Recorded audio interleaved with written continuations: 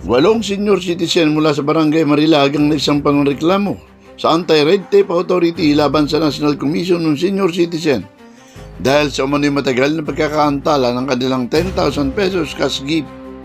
Noong August 24, dumulog sa ARTA ang mga senior citizen na edad 80 hanggang 85 upang hilingin ng agarang aksyon sa kanilang mga aplikasyon sa ilalim ng Expanded Centenarian Act o ECA.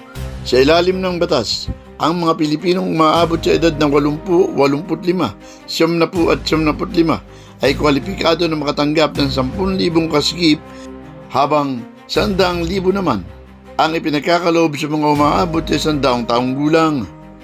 Ayon sa Marilag Senior Citizens Association, matagal nang naghihintay ang kanilang aplikante at may mga kakilala silang pumanaw na hindi natanggap ang kanilang benepisyo. Para sa isang senior citizen na nasa 80 hanggang 75 taong gulang, hindi maliit na bagay ang ilang buwang paghihintay. Sa ganitong edad, bawat buwan ay mahalaga. Ayon kay MSCA President at veteranong mamamayag na si Ben Rosario, iginit ng grupo na hindi lamang pera ang halaga ng 10,000 piso para sa mga senior citizen, kundi simbolo rin ito ng pagkilala at pagtupad ng pamahalaan sa ipinangakong tulong.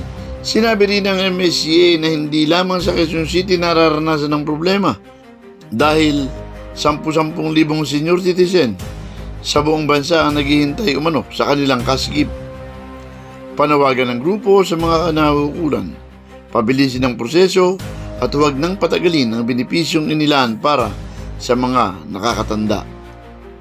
Felix Tambongco, The Observer News, DWRB 103.9 News FM. Ikaw ang una.